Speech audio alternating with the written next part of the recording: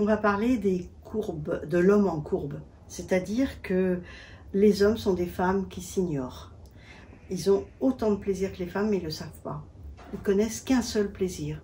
Et donc, je vais vous les montrer en courbe. Voici la courbe que connaissent les hommes, avec une phase d'excitation, un difficile retour et un non-retour pour ensuite l'éjaculation et la phase réfractaire.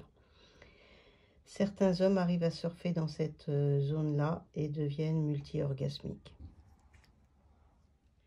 Certains hommes sont multi-orgasmiques parce que leur phase réfractaire est très petite, un peu comme les femmes, et ils peuvent repartir sur un autre orgasme.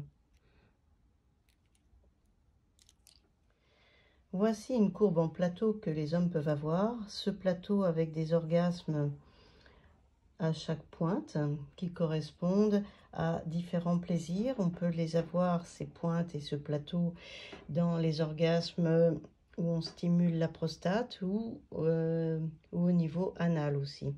On peut obtenir ce plateau en étant multi-orgasmique avec les hommes qui surfent entre la zone de difficile retour et non-retour. Et là, à ce moment-là, si l'éjaculation arrive, l'éjaculation va être beaucoup plus intense la plupart du temps.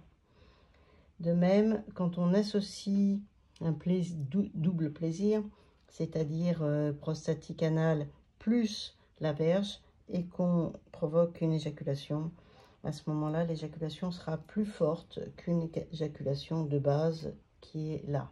Mais ça s'apprend, ça, ou oui. C'est inné? Non, c'est pas inné. D'ailleurs, le plaisir féminin n'est pas inné non plus. Hein. Ça se travaille. Et on met des années avant d'arriver à jouir pour une femme. Et on sait que maintenant, les femmes, il y a eu des études, hein, les femmes de 70 ans jouissent mieux que les femmes de 20. Ça, c'est parce que leur vagin a été réveillé de partout. Et les hommes peuvent être réveillés au niveau de leur prostate aussi. Et donc avoir du plaisir au niveau de la prostate. Au début, peu de plaisir et de plus en plus, les vagues du plateau vont être de plus en plus grandes. Mais au début, ça fait des petites vaguelettes. Hein. C'est un peu comme pour les femmes avec l'orgasme vaginal. Hein. Donc, ce qui est bien, c'est que les hommes ont tout à gagner à expérimenter.